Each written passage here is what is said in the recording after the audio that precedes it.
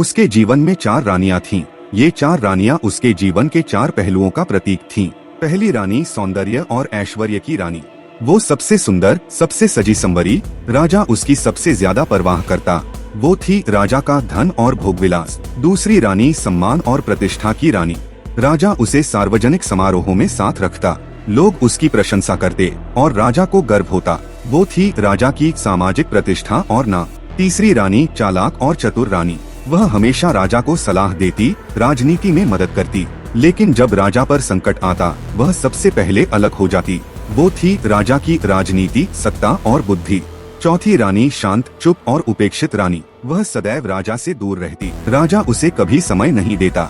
वह दरबार के कोने में गुमसुम रहती, लेकिन उसका चेहरा हमेशा शांत और कोमल होता। वो थी राजा की आत्मा और सच्चा धर्म। एक दिन राजा बहुत बीमार पड़ा।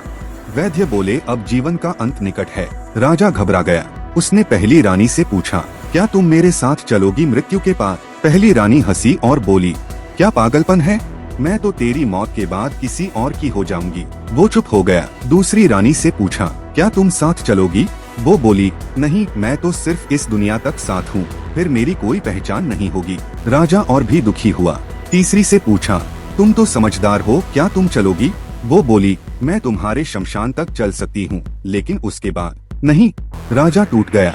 लेकिन तभी चुपचाप चौथी रानी सामने आई, कमजोर, शांत। उसने राजा का हाथ पकड़ा और कहा, मैं थी हमेशा तेरे साथ और अब भी चलूंगी। राजा की आंखों से आंसू बह निकले।